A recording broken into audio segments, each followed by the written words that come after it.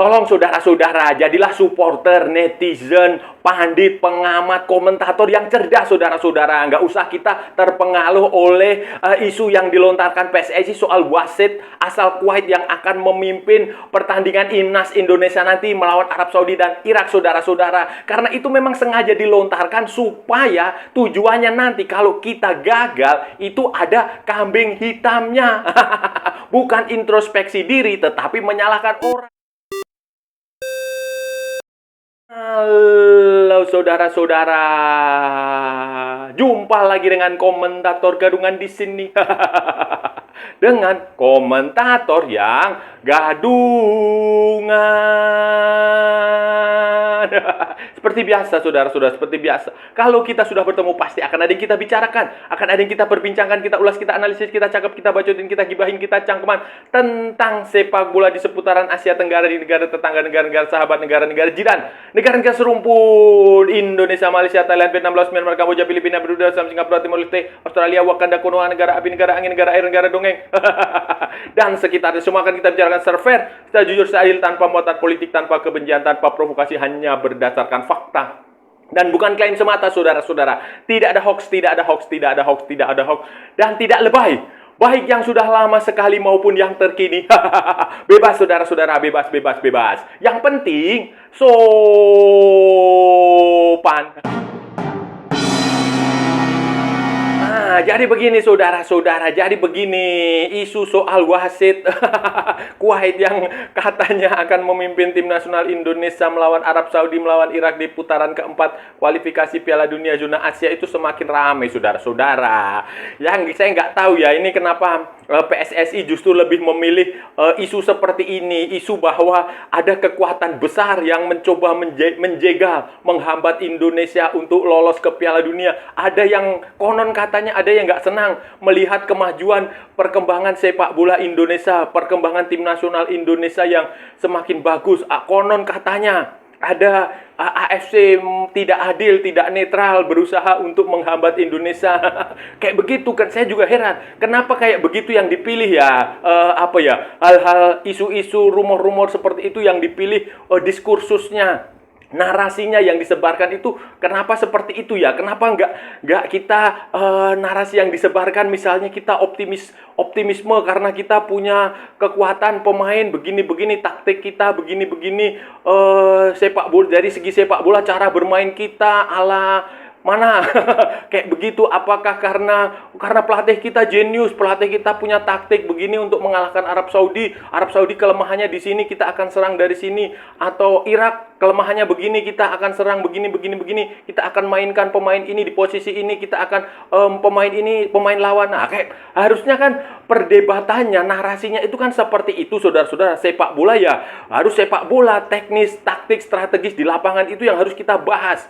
Tetapi saya nggak tahu kenapa yang dipilih PSSI justru isu-isu receh kalau menurut saya saudara-saudara, soal wasit lah, soal kecurigaan bahwa ada invisible hand, ada AFC yang tidak netral lah, ada orang-orang yang mensabotase. Wah, bahasanya ngeri sekali saudara-saudara, sabotase kayak urusan-urusan politik kayak begitulah. Itu kenapa yang dipilih adalah rumor-rumor seperti itu, narasi-narasi, bukan narasi-narasi sepak bola yang membangun, yang optimistis, yang mempersatukan, yang membuat orang senang, ceria. Kalau kita isunya soal sabotase, soal ketidaknetralan, soal manipulasi, itu kan ngeri lah saudara. Tetapi kalau padahal sepak bola itu ya seharusnya kegembiraan, optimisme, kemudian keceriaan, persatuan, mempersatukan seluruh bangsa-bangsa di Asia, kayak begitu ya. Saya nggak tahu kenapa yang dipilih justru yang ngeri-ngeri sedap. Kecurigaan akan ada munculnya faktor non-teknis itu ya boleh-boleh saja saudara-saudara, boleh-boleh saja. Tetapi ada baiknya itu nggak usah diungkapkan langsung oleh petinggi-petinggi PSSI. Nggak usah, apalagi orang nomor satunya, orang nomor 2, nomor 3. Pokoknya pengurus teras itu sebenarnya nggak perlu lah. Kalau mau memang akan mengeluarkan ide-ide kayak begitu, rumor-rumor dia cukup itu karena kayak begitu tuh obrolan-obrolan di warung kopi saudara-saudara, obrolan-obrolan di pinggir jalan, di ganggang, di tempat tongkrongan itu obrolannya kayak begitu mah biasa. Tetapi kan seharusnya nggak kayak begitu, nggak apa ya, nggak diungkapkan langsung oleh petinggi sepak bola di Indonesia. Kalau itu kan nanti terkesannya ini ya, terkesannya wah cemen kali, belum apa-apa udah nyalahin wasit, belum apa-apa udah menyalahkan konspirasi, belum apa-apa sudah menyalahkan mafia, belum apa-apa sudah menyalahkan AFC ini itu ini. Ah ya memang kelemahan Indonesia itu jelas, kita itu nggak punya wakil di AFC walaupun katanya gembar-gembor ketua umum PSSI-nya dekat sama presiden FIFA. Tapi faktanya kita nggak punya orang di AFC dan lobby kita juga lemah ya. Jadi itu di apa ya, ya dianggap sebagai sesuatu yang merugikan Indonesia ya. Kayak begitu, omongan kayak begitu kalau diomongkan kita di warung kopi, di warteg itu masuk akal lah, itu orang oh ya itu udah banyak dibicarakan. Tapi kalau di level pembuat kebijakan di Asosiasi Sepak Bola Indonesia, saya rasa kok itu kacau lah saudara-saudara, komunikasinya itu seolah-olah kita ini tidak merespek keputusan AFC, seolah-olah kita tidak respect dengan keputusan FIFA. FIFA mempercayakan kepada AFC, seharusnya kan kita harus percaya juga walaupun kemungkinan seperti itu ada, tetapi ya bagi saya nggak masuk akal lagi. Apalagi kemudian di blow up, ada banyak sekali analisis dari pandit pengamat yang cukup terkenal itu saudara-saudara yang dulu vokal di eranya STY. Tetapi kemudian ketika menir-menir Belanda hasilnya negatif, mereka nggak vokal. Nah, itu mereka juga mengiyakan itu. Wah ini ada yang nggak bener, ini ada yang kacau, bla bla bla bla, bahwa Indonesia ini akan dicurangin, saya ini akan disingkirkan, tidak akan ada skenario yang membuat Indonesia nggak lolos ke Piala Dunia, macam-macam lah saudara-saudara.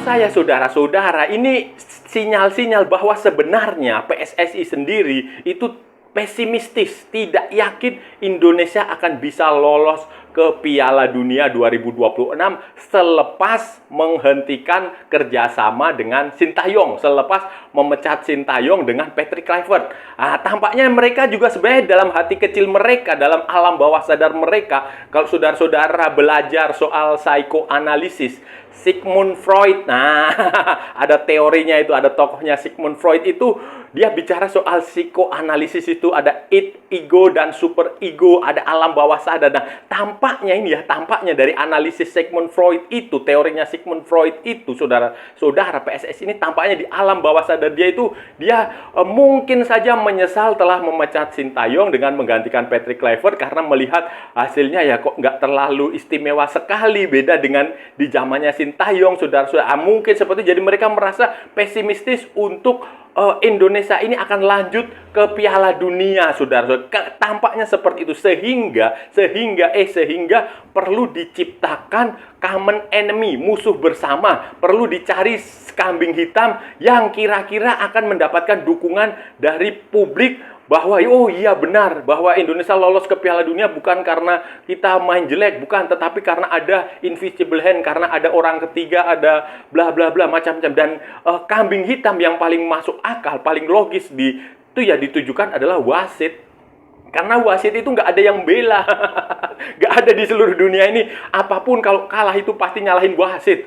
Dan wasit itu nggak ada yang nggak dibela, nggak ada yang beda. Dan tampaknya ini akan dimainkan oleh PSSI nanti ketika tim nasional Indonesia benar-benar andai kata gagal lolos ke Piala Dunia, maka kambing hitamnya jelas wasit.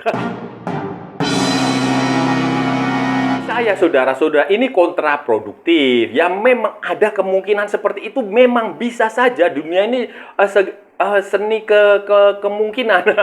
Hidup ini adalah seni kemungkinan, art of possibility. Nah, itu saudara-saudara, ada segala kemungkinan, tetapi tidak bagus juga kalau itu kita fokus ke situ, kita soroti masalah itu. Kita menurut saya nggak terlalu bagus juga lah, karena itu terkesan pertama kita nggak sportif, kita nggak gentle, nggak satria, nggak sportif, saudara-saudara, nggak fair lah. Kalau kita tiba-tiba menuduh seolah-olah negara kita, tim nasional Indonesia ini seolah-olah punya pemain sekelas Lionel Messi, Alexis McAllister, Rodrigo De Paul, Lautaro Martinez, Emi Martinez, Paulo Dybala, kayak begitu, yang hebat-hebat itu. Ya sehingga perlu dihambat dengan faktor-faktor non teknis itu. Kedua juga saudara-saudara, ini menunjukkan bahwa ini nanti akan mengganggu konsentrasi para pemain itu sendiri. Justru para pemain itu akan terpengaruh. Kalau saudara-saudara ingat, kalau saudara-saudara belajar dari kasus waktu melawan Bahrain, kita kan terlalu fokus menyalahkan wasit ketika kita gagal mengalahkan Bahrain. Kita terlalu fokus pada Bahrain lah, fokus menyalahkan Bahrain, menyalahkan wasit, ada kontrasepsi, kini bla bla bla macam-macam itu. Akibatnya ketika pertandingan melawan Cina itu konsentrasi kita hilang. Kita lebih fokus kepada wasit daripada fokus melawan Cina, dan itu tampaknya terpengaruh pada pemain, terlepas dari cerita-cerita yang dikatakan PSSI membuat ada masalah dengan Sintayong di dalam ruang ganti, ada rapat tersembunyi atau apalah itu. Terlepas dari itu, karena itu juga masih rumor juga, kebenarannya belum jelas. Nah, itu membuktikan bahwa wasit waktu melawan Bahrain itu membuat pemain konsentrasinya hilang, sehingga waktu pertandingan melawan Cina itu kita mengalami kekalahan. Saudara, seharusnya ini dijadikan pelajaran berharga oleh PSSI supaya tidak terulang, bukan dengan dengan cara tidak lagi mengurusi hal-hal non teknis yang nggak penting, yang nggak ada buktinya. Saya lebih baik kita fokus saja masalah teknis, kita fokus aja menganalisis Arab Saudi itu mainnya kayak gimana, Irak itu mainnya kayak gimana. Itu jauh lebih terhormat bagi saya.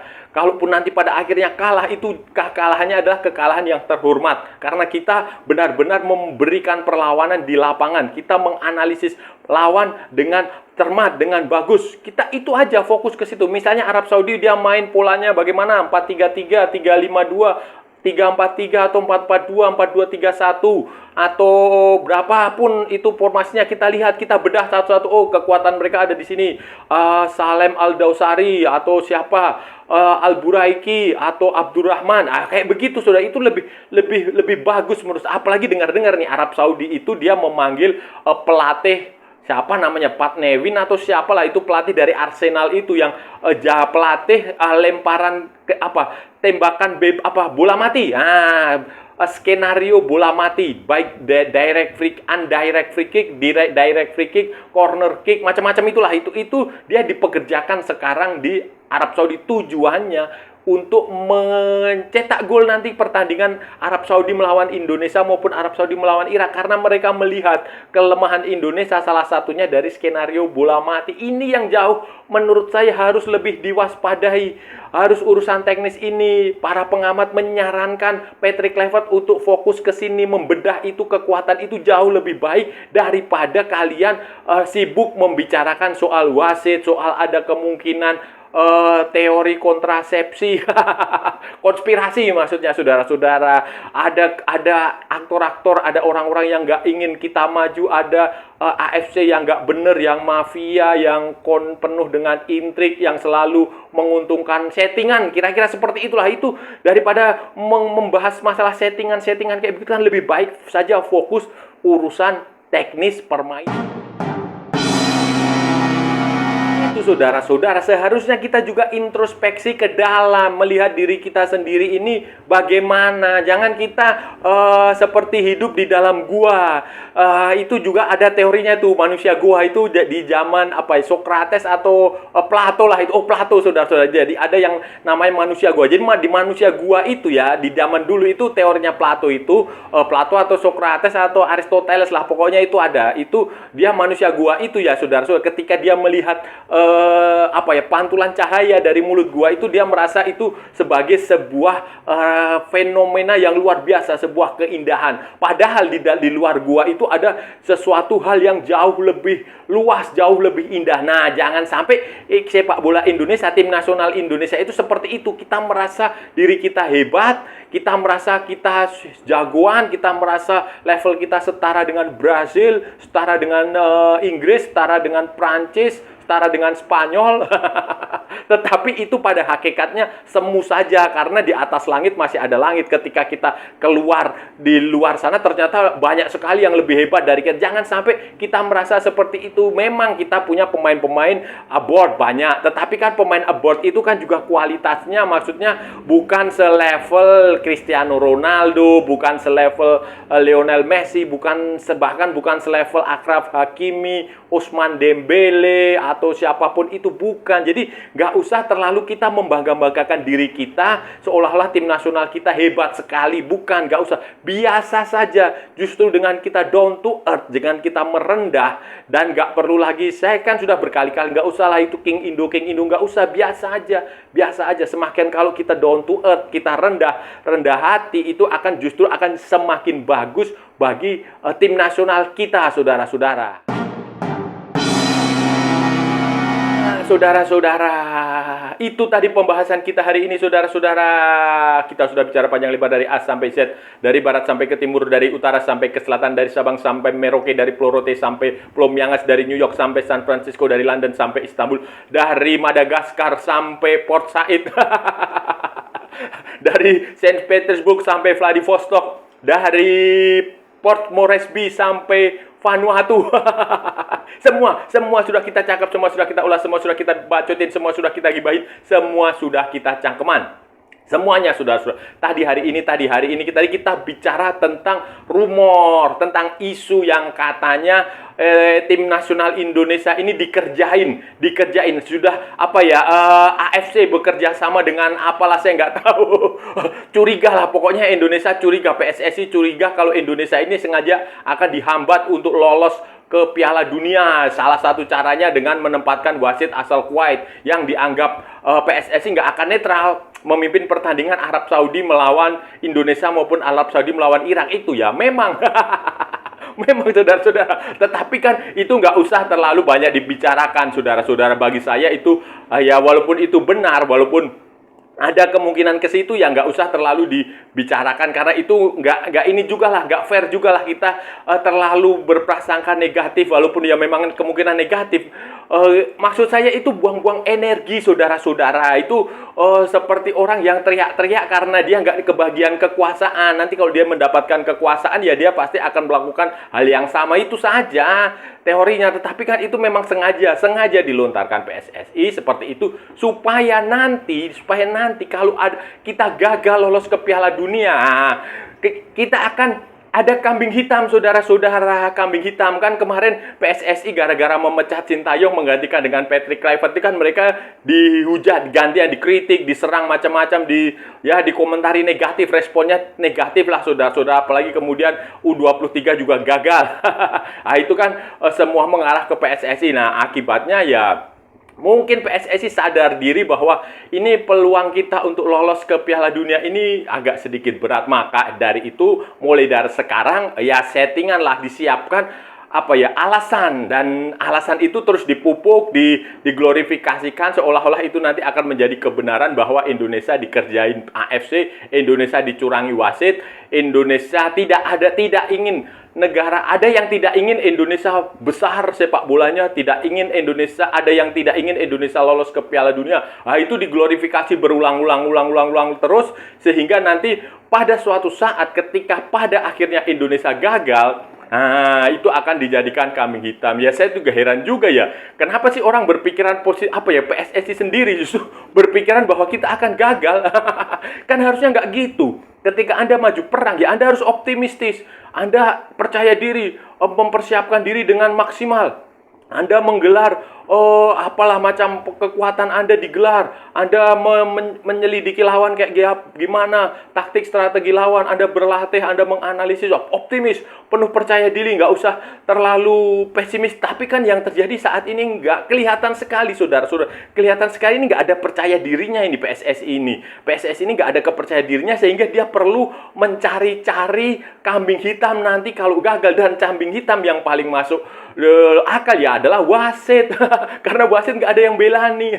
Nggak ada yang membela wasit. Dan itu sudah biasa terjadi di Liga Indonesia sendiri, wasit kayak begitu. Jadi mereka berpikir bahwa ya kita pakai aja lah kayak begitu kan, itu nggak bagus. Sebenarnya lebih baik kita fokus aja ke masalah teknis, masalah strategi, karena memang lawan ini berat. Dan jangan lupa Arab Saudi dia memanggil pelatih dari Arsenal, mantan pelatihnya Arsenal yang spesialis bola mati itu, saudara-saudara. Siapa itu, ada itu. Dan itu ditunjuk untuk melatih Arab Saudi karena Arab Saudi tahu Indonesia, salah satu titik lemah Indonesia adalah dari skenario bola mati. Justru kalau kita terlalu banyak berbicara soal wasit, soal non teknis, itu kekhawatiran saya itu pemain itu justru akan terpengaruh dan mereka nggak benar-benar fokus untuk bertanding, saudara-saudara. Itu loh. Jadi ya mau dikata gimana lagi ya, karena memang sepak bola di Indonesia, olahraga ini urusannya terkadang bersautan dengan politik ya. Akibatnya ya perlakuannya ya cukup politis lah. Kayak politisi aja kalau ngeles. Dan saya rasa sudah cukup ya pembahasan kita kali ini, saudara-saudara. Kalau ada salah-salah ya mohon maaf. Namanya juga gadungan, wajar kalau gadungan itu salah. Tetapi kalau benar berarti sebuah kebenaran. Kalau saudara-saudara merasa channel ini bermanfaat, berguna, menghibur, menginspirasi, silakan like, share, and subscribe. Tapi kalau tidak, saudara-saudara abaikan saja, skip, jangan ditonton. Tetapi jangan nyampah, jangan membuat komentar-komentar yang menghina, menghujat, melecehkan, merendahkan orang maupun negara lain. Santai aja, ini hanya bola, kita cari teman, bukan cari musuh. Ikuti juga akun media sosial komentator gadungan, ada di Instagram, ada di Facebook, dan ada di TikTok yang bukan TikTok Shop, saudara-saudaraku semuanya. Oke. Sampai bertemu lagi di edisi berikutnya dengan tema-tema yang jauh tidak bermanfaat, dengan tema-tema yang jauh tidak berguna, dengan tema-tema yang jauh lebih membangkongkan. Salam olahraga dan merdeka!